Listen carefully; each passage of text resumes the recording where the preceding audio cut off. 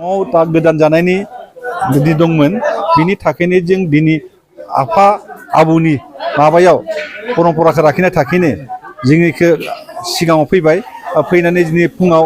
8टा साराय 8टायाव जोंहा बुलि प्रथा जायो बोरमा दानबाय हांसो दानबाय फारौ दानबाय दाननानै आरो बहुतखिनि खामानि मावनानै जों दा फुजाखौ जोबनो होबाय जोबनायनि उनाव कमप्लिट रायजो राजाफोरखौ लेंनानै जों बाथोनसे जायो दा बाथोनसे जानायाव दिनै मथा-मथि फार्स्ट बोरमा बेदर दङ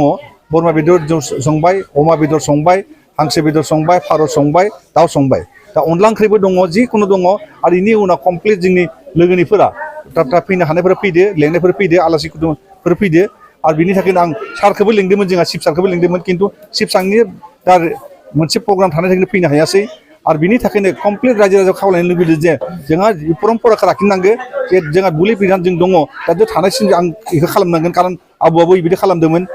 बुलियाव होदोंमोन आफायाबो होदोंमोन दा आंबो होआबा असुबिदा जायो बिनि थाखायनो जों बेखौ लाखिनो थाखायनो दा आं बेखौ परम्परा खालामगासिनो दङ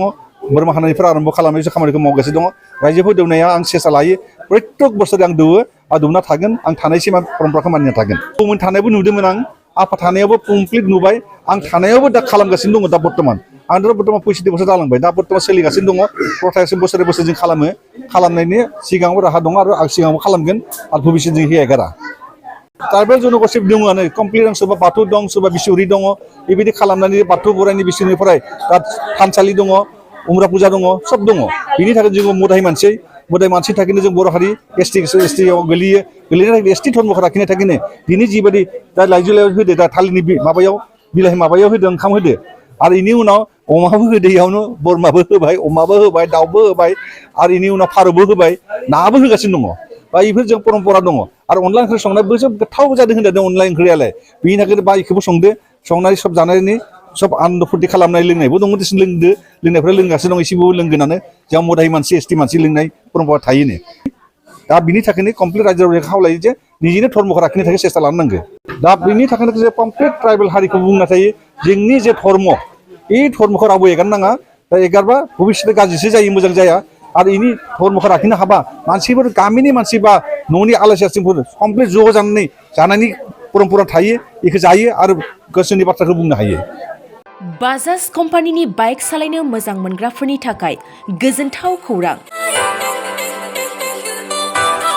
मेगालन काम एक्सचेन्ज मेलाजों लोगोसेनो क'क्राझार सहरनि दावहारु अट' एजेन्सिया लानानै फैबावबाय दिवालीनि धामाका अफार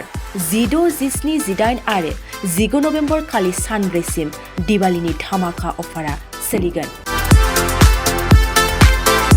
लवेस्ट डाउन पेमेन्ट होनानै बाजाज कम्पानिनि नों फसायनाय बाइक जेरै पालसार सिटि प्लेटिना एवेन्जार डमिनार बायदि बायदि आरो गोदानै लन्च जानाय बाइकखौबो लानो हागोन